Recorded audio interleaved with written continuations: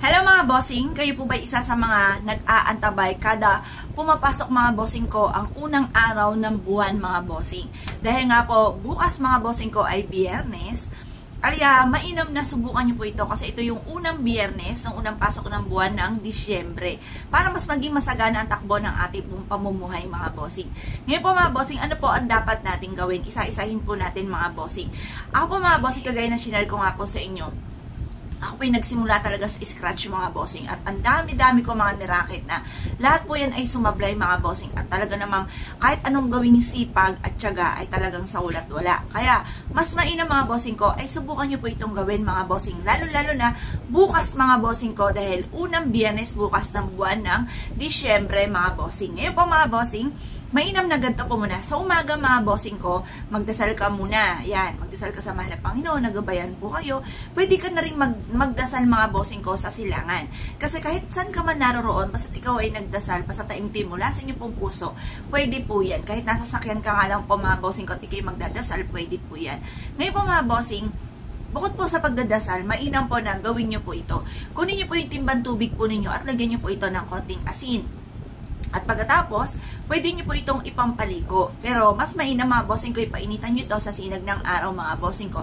Sa liwanag ng sinag ng araw mga bossing ko sa silangan.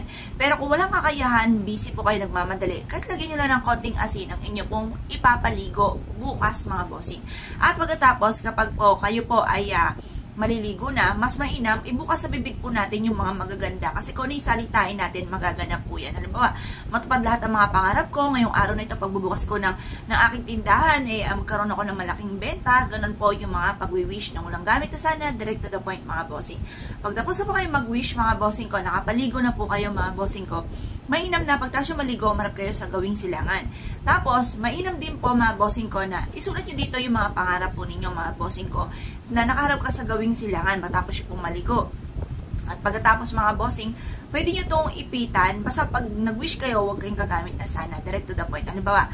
Magkaroon ako ng malaking pera ngayong buwan na ito para mabili ko yung mga pangangailangan ng aking pamilya or kaya makapagregalo ako sa aking mga inaanak. Hindi na ako magtatago, yung mga ganun mga bossing. Or makabayad na ako sa aking mga pagkakautang. Ganun yung mga pag-wish na walang gamit na sana. Direct to the point mga bossing. Pagtapos na po kayo mag-wish mga bossing ko, mainam na kumuha ka ng bawang. Kahit isang pirasong bawang, kahit may balat or wala, mga bossing, pwede po yan. Pagkatapos, talian nyo po ito ng kulay pula na sinulid at itali nyo po ito mga bossing ko sa may kwarto po ninyo. Yan po mga bossing ko ay makakatulong upang sa ganon, i-adya kayo ng buong buwan kung saan lagi kayo isuswertihin. Subukan nyo po ito mga bossing, sabay nyo palalo na sipag at syaga, double time sa pagkayod, at pagiging positibo sa buhay, dahil lahat po tayo ay dumadaan sa mga pagsubok.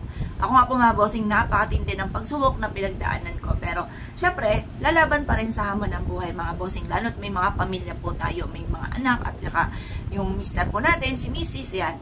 Kaya kailangan mga bossing ko, kahit anong pagsubok po yan, laban lamang. Ngayon po mga bossing, pagtapos po niyan, yung matapos po isabit, positive lamang po mga bossing, lagi pa sabihin, kaya ko to, malalampasan ko to, magiging okay lahat, matutupad lahat ang aking mga pangarap sa buhay. Ganun lang po mga bossing. Kaya kung kapininiwala at nais siya po itong gawin, ay siya mga bossing, good luck po sa inyo po lahat.